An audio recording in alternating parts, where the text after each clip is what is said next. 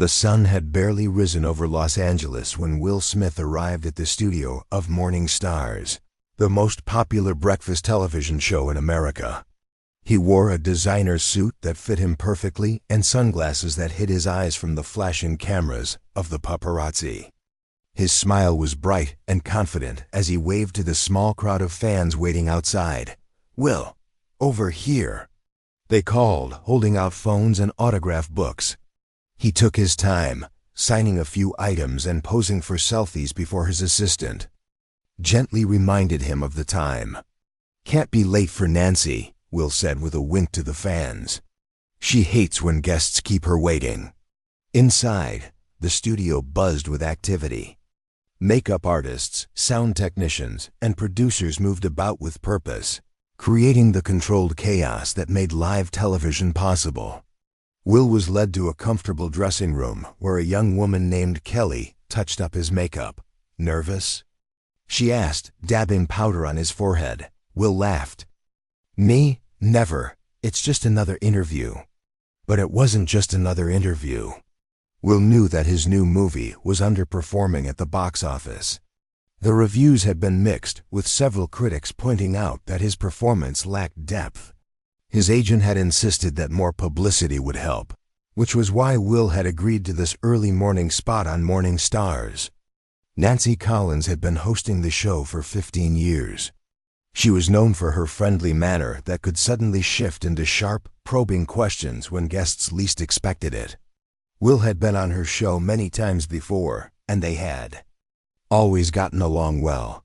"5 minutes, Mr. Smith," a production assistant called from the doorway.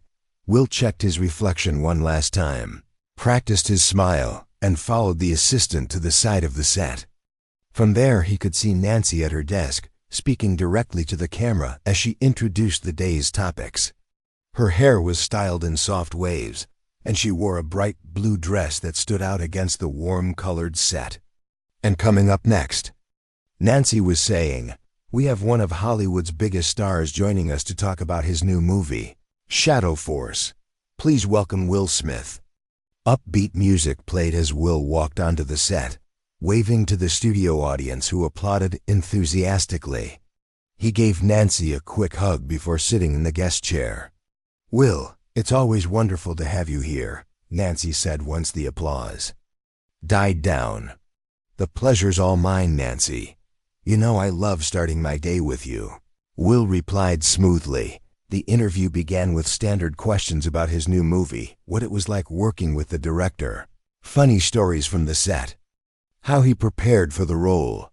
Will answered each question with practiced ease, adding just enough humor to keep the audience engaged. About 5 minutes in, Nancy shifted gears. "You know, Will, you've been in this business for decades now. You've seen the industry change so much. What do you think about the way Hollywood is evolving?" Will nodded thoughtfully. "That's a great question.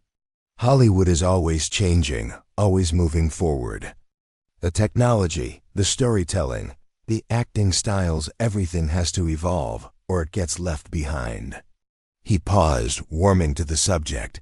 "I think that's true for actors too. We have to keep up with the times, keep challenging ourselves, keep learning new techniques. Are there any actors you admire for their ability to evolve?" Nancy asked. "Oh, many," Will said. "The younger generation is doing some amazing work. They bring such energy and fresh perspectives. What about the veterans? The legends who've been around even longer than you have?" Something flickered across Will's face, a slight tightening around the eyes, a barely perceptible shift in his posture. Later, people would replay this moment, trying to pinpoint exactly when things started to go wrong. "Some of them," Will said carefully. "Some of the older actors have managed to stay relevant, to keep growing as artists." Nancy leaned forward slightly. "And the others?" Will hesitated, then seemed to make a decision. His smile returned, but now it had an edge to it. "Let's be honest, Nancy. Some of the so-called legends are just coasting on their reputations. They made a few good movies back in the day, and now everyone treats them like they're untouchable. But when was the last time some of these guys actually challenged themselves? When did they last step outside their comfort zones? Nancy's eyes widened slightly, sensing that the interview was veering into unexpected territory. Do you have anyone specific in mind? Will waved a hand dismissively. I don't want to name names. Come on, Will, Nancy pressed, her journalist instincts taking over. You've got me curious now. Give me an example. The audience was silent, leaning forward in their seats. The red light of the camera blinked steadily, broadcasting every word to millions of homes across America. Will seemed to be weighing his options. The silence stretched for several seconds. Then he shrugged. All right, take someone like Clint Eastwood. A murmur ran through the audience. Clint Eastwood? Nancy repeated, clearly surprised by the choice. Yeah, Will continued, gaining confidence. Don't get me wrong, he made some great westerns back in the day. But what's he done lately that's really pushed any boundaries?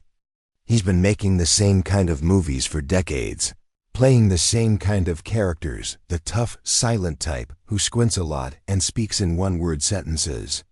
Will imitated a gruff Eastwood-like expression, squinting his eyes and lowering his voice to a gravelly whisper. Maybe. A few nervous laughs came from the audience, but most remained uncomfortably silent.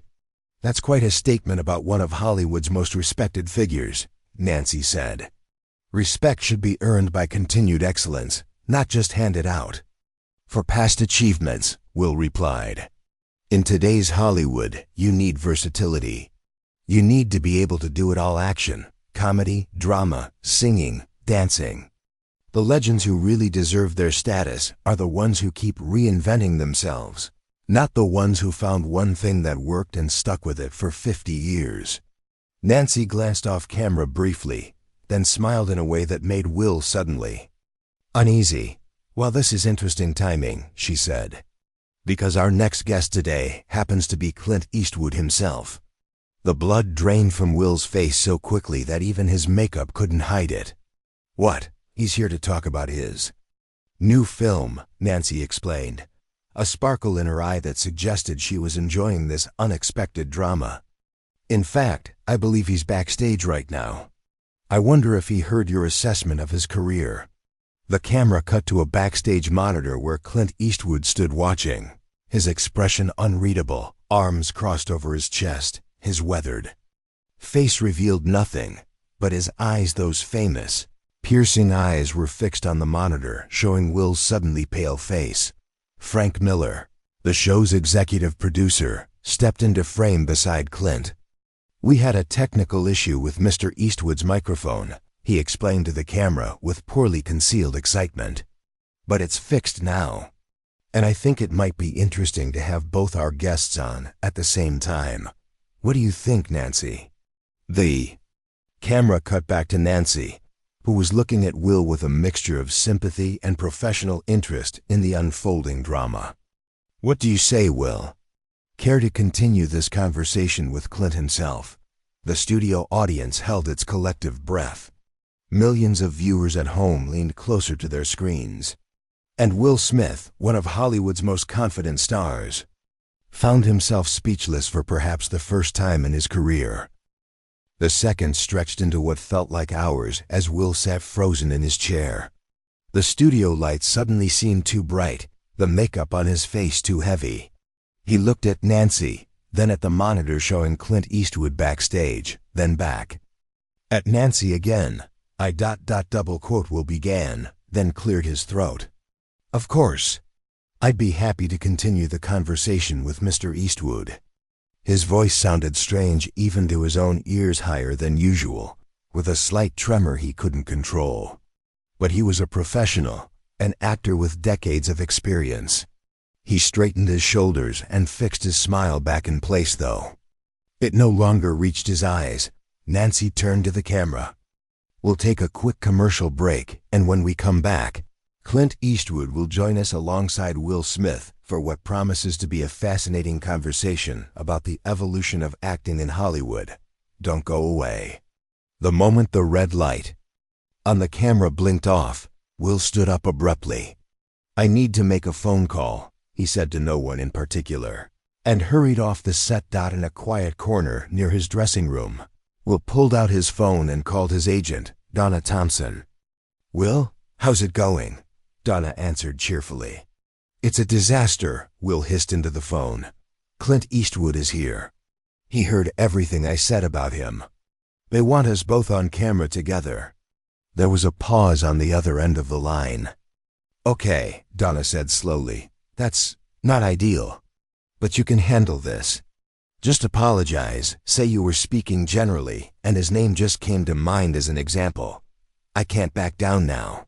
Will interrupted. "That would make me look weak. I need to stand by what I said." "Will, listen to me. This is Clint Eastwood we're talking about. He's a Hollywood icon. People respect him. If you go head-to-head with him on live television, you won't come out looking good." Will paced the small space, his mind racing. "No, I see an opportunity here. I can turn this around. If I challenge him directly, show everyone that his old-school approach can't match modern techniques." He trailed off, a plan forming in his mind. "Will, don't. I've got to go. They're calling me back to set." Will hung up before Donna could protest further.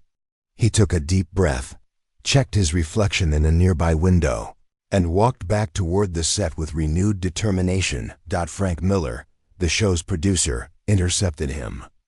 "There you are. We're back on in 2 minutes." He looked Will up and down with barely concealed excitement. "This is going to be ratings gold." "Frank," Will said, stopping the producer with a hand on his arm, "I have an idea that will make it." "Even better." Frank raised an eyebrow. "I'm listening." "What if, instead of just talking about acting styles, we actually demonstrate them? A head-to-head acting challenge right here on the show." Frank's eyes widened. "Live? Unscripted?" "Completely. Improvised," Will confirmed. "Let the audience see for themselves who's keeping up with the times and who's not." A slow smile spread across Frank's face. "I love it. Let me run it by Nancy." He hurried away, already speaking into his headset. Will return to the set just as the floor director was counting down to live broadcast. Nancy glanced at him with a questioning look, but there was no time for conversation before the red light blinked on. "Welcome back to Morning Stars," Nancy said to the camera. "If you're just joining us, we've been talking with Will Smith about his new movie and the evolution of acting in Hollywood.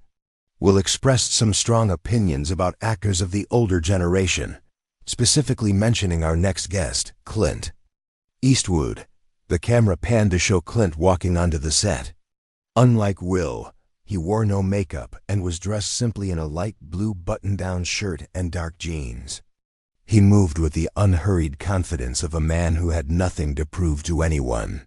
The audience applauded loudly, several people standing. Clint nodded in acknowledgement of the applause, shook Nancy's hand, and then turned to Will. There was a brief moment of tension before Will extended his hand. Clint took it, his grip firm but not aggressive. They held the handshake a beat longer than necessary, sizing each other up. "Mr. Eastwood," Will said, injecting warmth into his voice. "It's an honor to meet you." "Mr. Smith," Clint replied, his voice that familiar gravelly rumble that had delivered so many memorable lines over the decades. He said nothing more as he took his seat. Nancy looked between them. "Well, this is certainly an unexpected situation. Will, would you like to address your earlier comments directly to Clint?" Will smiled, slipping into the charismatic persona that had made him one of Hollywood's most bankable stars. "First, let me say that I've been a fan of your work since I was a kid. Mr. Eastwood, Dirty Harry, The Good, the Bad, and the Ugly, classics, absolute classics." Clint nodded once, his expression neutral. "And that's kind of my point," Will continued. "Those films defined an era of cinema. But cinema keeps evolving. The techniques we use today, the range we're expected to show as actors, it's a whole different game now, is it?" Clint asked quietly. Just 2 words, but they landed with the weight of his decades of experience. I believe it is, Will said, leaning forward.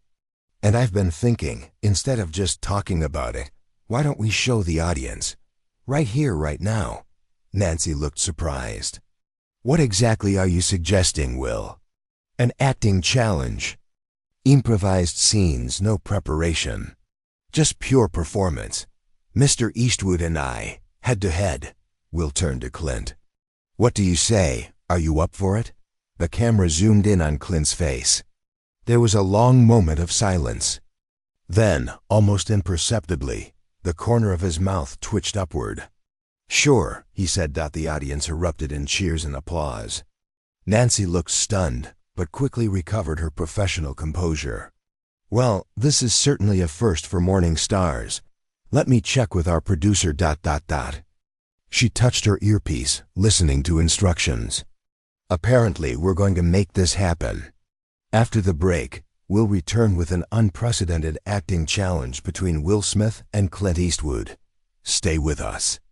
As the show cut to commercial, the set exploded with activity. Crew members cleared space for the impromptu challenge. Nancy huddled with Frank and other producers, discussing the format. Clint remained seated, watching the activity with calm interest. Will stood off to the side, already mentally preparing himself. He felt a surge of confidence. This was his element, spontaneous, high-energy performance. Eastwood might have experience, but Will had versatility and the physical dynamism of a younger man. This was his chance to prove his point to millions of viewers. A production assistant approached Clint with a bottle of water. Can I get you anything else, Mr. Eastwood? Would you like to go over the format for the challenge? Clint took the water. No thanks, I'll figure it out. Will overheard and suppressed a smile. Typical old school approach, minimal preparation, minimal technique. He, on the other hand, was already running through various scenarios in his mind, planning his emotional beats, thinking about how to use the space effectively. Nancy walked over to Will. Are you sure about this? She asked quietly. It wasn't part of the plan for today. Some of the best television is unplanned, Will replied with a confident smile. Trust me, Nancy, this is going to be something special. What Will didn't see was Frank Miller speaking quietly to Clint, explaining the challenge format.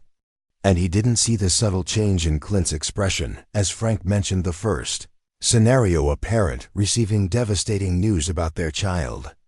Something flickered in Clint's eyes, something deep and personal that had nothing to do with acting techniques or Hollywood careers. The floor director began the countdown for the return from commercial. Will took his position, rolling his shoulders to release tension, centering himself. Across the newly cleared space, Clint stood still, his hands relaxed at his sides, watching Will with those penetrating eyes that had stared down countless adversaries on screen. The red light blinked on. The challenge was about to begin. Asterisk. Nancy Collins smiled at the camera, her professional demeanor masking the nervous excitement she felt. Welcome back to what has become a very unusual episode of Morning Stars. For those just joining us, actors Will Smith and Clint Eastwood are about to engage in an impromptu acting challenge right here on our stage. The camera panned to show the two men standing a few feet apart. Will was bouncing slightly on the balls of his feet, his energy palpable. Clint stood perfectly still, his face giving nothing away.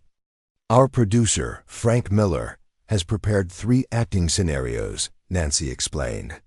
Both actors will perform the same scenario, one after the other, with no preparation time. Our studio audience will decide the winner after all 3 rounds. She turned to the men. Who would like to go first? I will, Will said immediately, stepping forward. Nancy nodded and read from a card Frank had given her. The first scenario is this.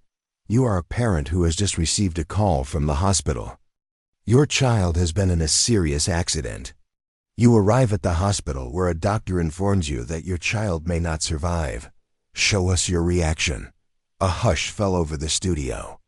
Even those who had been excited about the challenge now realized The emotional gravity of what they were about to witness.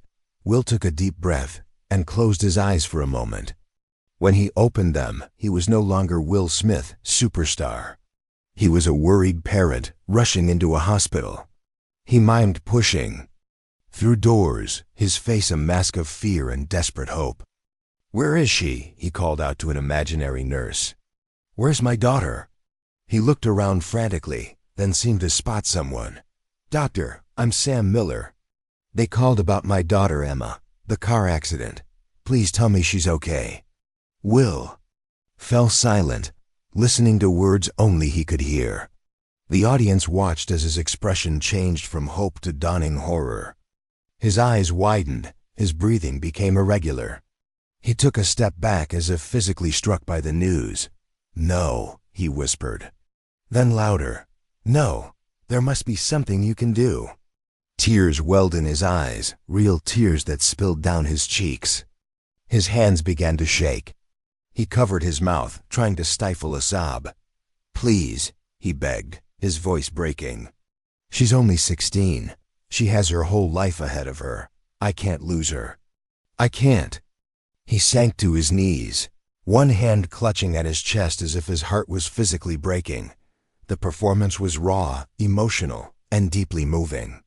When Will finally stood and stepped back, indicating he was finished, the audience sat in stunned silence for a moment before erupting into applause. Several people were wiping tears from their eyes. Nancy waited for the applause to die down. "Thank you, Will. That was ... She seemed at a loss for words, incredibly powerful. She turned to Clint. "Mr. Eastwood, whenever you're ready." Clint nodded once and stepped into the performance space. Unlike Will, he didn't move around or create an elaborate entrance. He simply stood there, his hands at his sides. For a long moment, he did nothing at all. Some audience members exchanged confused glances.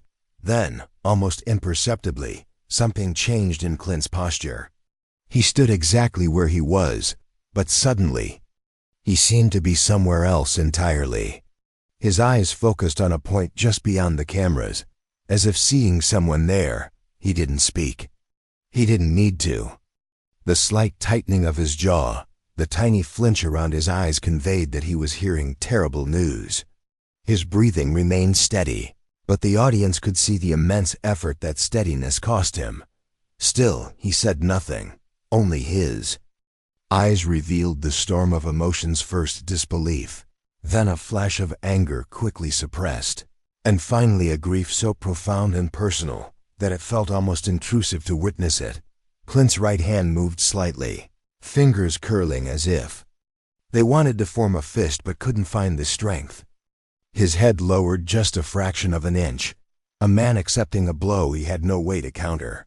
When he raised his eyes again, they were dry but somehow wetter than tears filled with a lifetime of love and loss and memories that would now never be made. His lips parted slightly, and when he finally spoke, it was barely audible. "Can I see her?" 3 simple words, spoken not as the great Clint Eastwood, but as a father whose world had just collapsed. The studio was completely silent. No one moved. No one even seemed to breathe. The cameras remained fixed on Clint's face as he gave a small nod to an invisible doctor and took one heavy step forward, a man summoning the strength to say goodbye to his child. And then, just as subtly as he had transformed, Clint returned to himself. He stepped back, signaling the end of his performance. The silence lasted several seconds longer before the audience began to applaud. It started slowly, then built until every person in the studio was on their feet. The ovation continued for nearly a minute, some people openly crying. Will stood to the side, his expression a complex mixture of emotions. He was an experienced enough actor to recognize what he had just witnessed, not a performance, but a revelation. Something real and true that went beyond technique or training. Nancy waited until the audience settled back into their seats. I don't quite know what to say." Her professional composure had slipped, revealing genuine emotion. "Thank you both for sharing such powerful performances." She touched her earpiece, listening. We're going to take an unscheduled break. Please stay with us." As the show cut to commercial, the studio remained unusually quiet. The crew moved with subdued efficiency, many still affected by what they had seen. Will approached Clint, who had taken a seat and accepted a bottle of water from a production assistant. "That was ... double quotes. Will struggled to find the right words. "That wasn't acting, was it?" Clint looked up at him, those famous eyes revealing nothing. "It's all acting," he said simply. "And none of it is." Will sat down beside him. "You lost someone," he said, not a question but a realization. Clint took a sip of water before answering. "My best friend's daughter. Car accident, 30 years ago.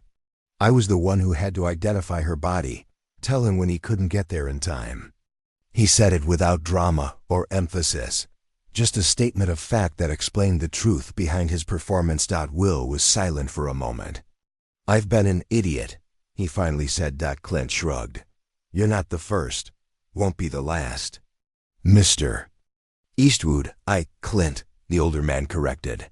"Clint," Will said. "I owe you an apology.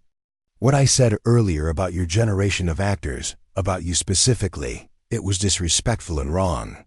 Clint studied him for a moment, then nodded once in acknowledgement. "Second scenario's coming up," he said, changing the subject. "War. Veteran confronting a politician. You want some advice?" Will blinked in surprise. "You're offering me advice?" "Take it or leave it," Clint said with a slight shrug. "I'll take it," Will said quickly. "Stop trying so hard," Clint told him. "You're giving the audience everything, all your emotion, all your technique. Sometimes what you don't show is more powerful than what you do." Will considered this. "The spaces between the notes," he said, remembering something a jazz musician had once told him. Clint nodded, a hint of approval in his eyes. "Exactly." The floor director signaled that they were returning from commercial break. Will stood, processing this new insight. He had come into this challenge confident that his modern, expressive style would easily outshine Clint's restrained approach. Now he wasn't so sure. As Nancy welcomed the viewers back and explained the second scenario, Will noticed something he hadn't before: several actual military veterans in the audience, invited as special guests for Clint's segment about his new film. They were watching with particular interest as Nancy described the scenario they would be performing. Will realized that his initial plan was backfiring. Instead of humbling Clint Eastwood, he was the one being taught a lesson, not just about acting, but about humility and respect. The question now was whether he could learn that lesson in time to salvage his reputation in front of millions of viewers. Nancy Collins stood at the center of the studio, the bright lights making her blue dress seem to glow.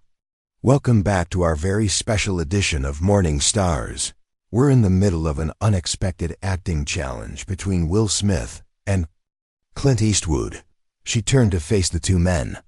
"Our second scenario is quite different from the first.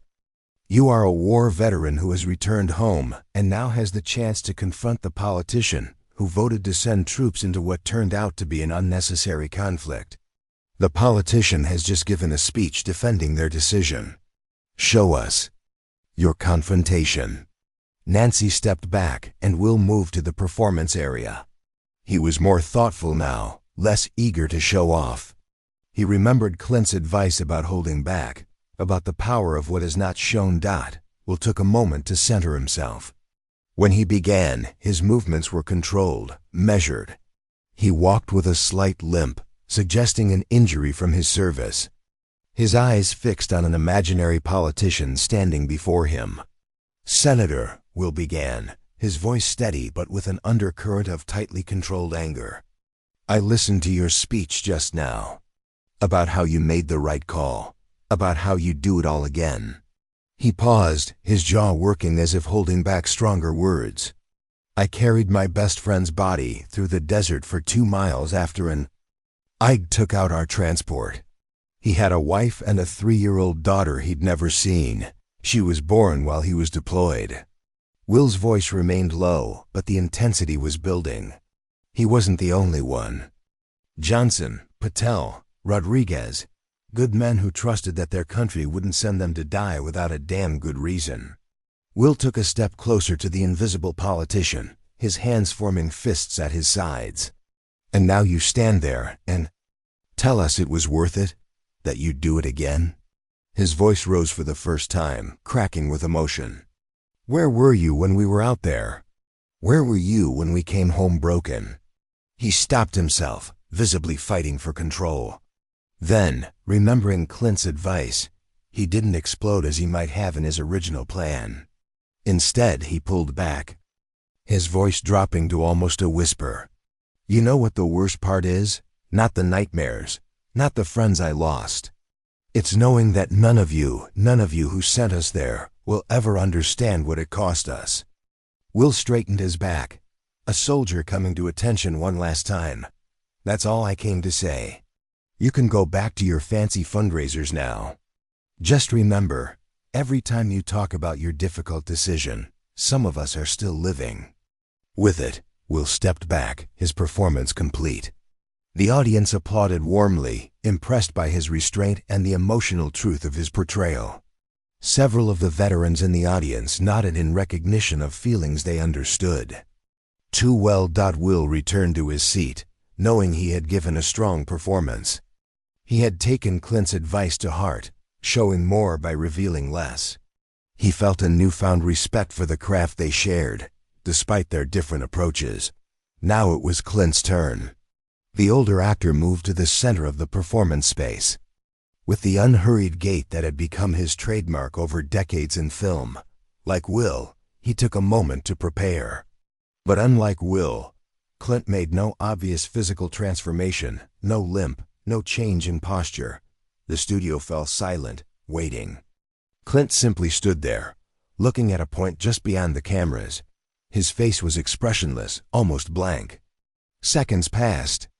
Some audience members shifted uncomfortably, wondering if he had forgotten to begin. Then Clint reached into his pocket and pulled out an imaginary object. From the careful way he handled it, the audience understood it was something precious and fragile. He looked down at the object in his palm for a long moment. When he finally spoke, his voice was quiet but carried to every corner of the studio. My son gave me this before I shipped out. He didn't describe what the object was, leaving it to the imagination of each viewer. He was 7, said it would keep me safe. Clint's eyes lifted to the invisible politician. It didn't do much for the boys in my unit. He fell silent again, still looking at the politician. The silence stretched, becoming almost uncomfortable. But it was a purposeful silence, heavy with all the things that didn't need to be said. You asked if I have a question for you, Clint finally continued. I don't. Men like you don't have answers for men like me. He carefully returned the imaginary object to his pocket and turned away. Then, as if remembering something, he stopped and turned back. Actually, I do have one question. His voice remained soft, but there was steel underneath it now. Do you sleep at night? With that, he walked away, his performance finished. Not a single wasted word or gesture. The studio erupted in applause. The veterans in the audience were on their feet, some with tears in their eyes. One older man in a Vietnam veteran's cap nodded repeatedly, as if Clint had spoken directly to him and for him. As the applause continued, Will found himself joining in, genuinely moved by what he had witnessed. There had been no dramatic speeches, no visible anger, just a simple truth that cut deeper than any display of emotion could have. Nancy waited for the audience to settle before speaking. I think it's fair to say we're witnessing something extraordinary today. Her voice was more subdued than usual, respectful of the moments they had shared. We'll take another break, and when we return, we'll have our third and final scenario. As the cameras cut away, Gregory Peters, Will's acting coach, hurried over to him. What was that? He demanded in a harsh whisper. You pulled back. That wasn't what we discussed at all. Will shook his head. What we discussed was wrong, Greg. I was wrong. You can still win this, Gregory insisted. The last scenario is your chance to really show your range. Go big, use everything in your arsenal. The audience loves spectacle. The audience loves truth, Will interrupted. And so do I just forgot that for a while. Gregory threw up his hands in frustration and walked away. Will didn't watch him go. Instead, he approached Clint, who was talking quietly with one of the veterans from the audience who had come up to shake his hand. Will waited respectfully until their conversation ended, then extended his hand to Clint. That was masterful, he said simply. Clint shook his hand. Not bad yourself. You listened. I'm trying to, Will admitted. Though I probably should have started sooner. A hint of a smile crossed Clint's face. Better late than never. Frank Miller appeared beside them, his eyes bright with excitement. The ratings are through the roof. We're trending on every social media platform. He lowered his voice conspiratorially. For the final scenario, I've got something special planned. Really emotional, really intense. Will and Clint exchanged a look, and for the first time, they shared a moment of perfect understanding. Neither was interested in Frank's ratings or social media trends. They were engaged in something more important, a conversation about their craft, conducted not with words, but with performances. As the floor director counted down to their return from commercial, Will realized something significant had changed. He had begun this challenge hoping to embarrass Clint Eastwood, to prove the superiority of his own modern acting style. Now, he no longer cared about winning. He had come seeking validation, but had found something more valuable, a lesson in humility and a deeper appreciation for the art form to which they had both dedicated their lives. The final scenario wasn't a competition anymore. It was an opportunity to show that he had learned that lesson. The red light on the camera blinked on, and Nancy welcomed the viewers back for the final round of what had become much more than a simple acting challenge. Asterisk. The studio lights seemed different to Will now, less harsh and exposing. As Nancy Collins prepared to announce the final scenario, he felt a strange sense of calm. The need to prove himself, to win at all costs, had faded away. In its place was something more valuable, a desire to honor the craft he loved, to be worthy of sharing this stage with a master like Clint Eastwood. For our final scenario, Nancy said, her voice gentle but clear, we have something different. You are two strangers who meet by chance and discover you share a painful connection from the past. One of you was responsible for an accident that deeply affected the other's life. Show us this moment of recognition and what follows. Nancy stepped back, and Frank Miller whispered something to her. She nodded and added, for this final challenge, you'll perform together rather than separately. A murmur ran through the audience. This was unexpected. The two actors would have to respond to each other in real time, with no preparation. Will looked at Clint. Would you like to establish the setting? Clint nodded once, appreciating the courtesy. They moved to the center of the performance space together. Clint settled into a posture that suggested he was sitting, perhaps at a bar or cafe. Will understood immediately and positioned himself as if he had just entered the establishment. For a moment, they simply existed in this imaginary space, letting the audience feel the environment they had created. The silence wasn't empty, it was filled with possibility. Will moved first, walking slowly to where Clint sat. He paused, studying the older man's face with growing uncertainty. Then, with careful movements, he took the seat beside him. Excuse me, Will said, his voice different now, softer, more hesitant. I'm sorry to bother you, but do I know you from somewhere? Clint turned slightly, glancing at Will with the polite disinterest of a stranger interrupted. But as he looked closer, something changed in his expression, a flicker of recognition followed by a careful blankness. Don't think so, Clint replied, turning back to his imaginary drink. Will persisted gently. I'm sure we've met. Your face is so familiar. He studied Clint more intently. Were you ever in Colorado? Aspen, maybe? About 10 years ago? Clint's hand tightened almost imperceptibly around his invisible glass. Passed through once or twice, he said, his voice neutral but with an undercurrent of tension. The skiing accident, Will said suddenly, the words coming out in a rush. You were there. You were the one who... He stopped, watching as Clint's shoulders stiffened. The audience was completely silent, drawn into the world these two men had created with nothing but their presence and words.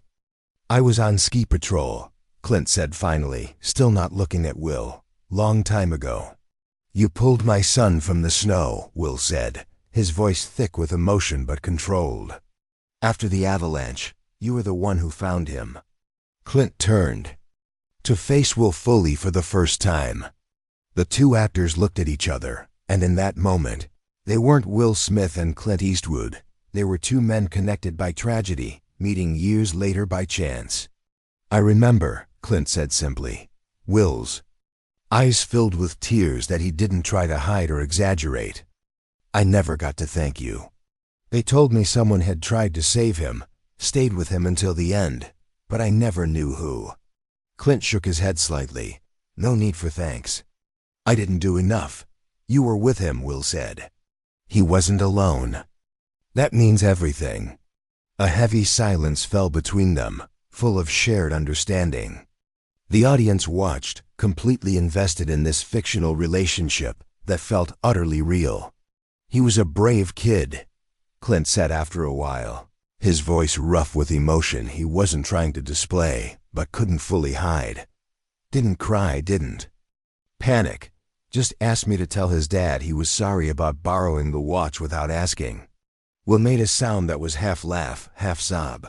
That was him. Always worried about the small things.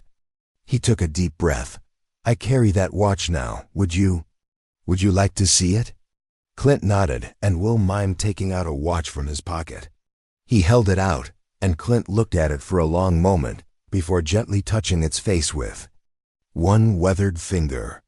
He had it with him that day, Clint said. Kept asking me the time, worried you'd be looking for him.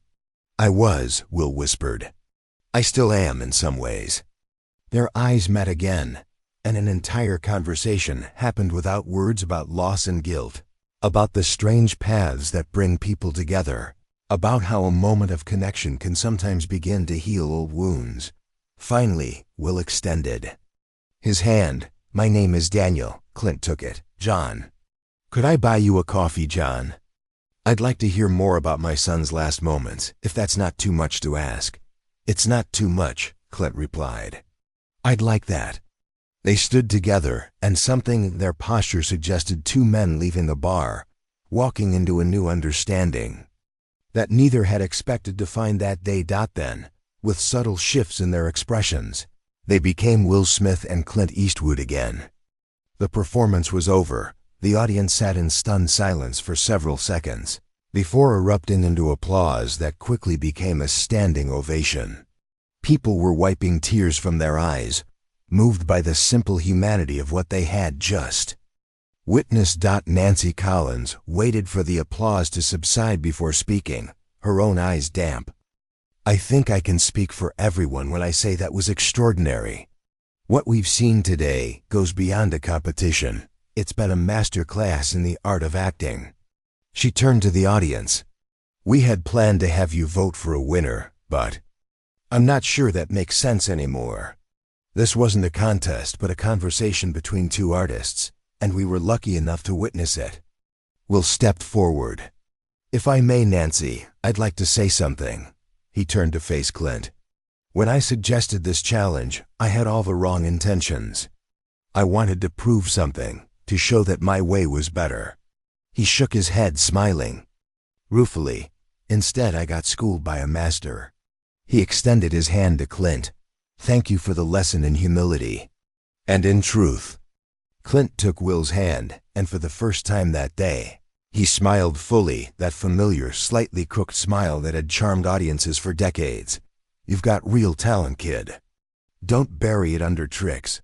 The truth is always enough. The audience applauded again.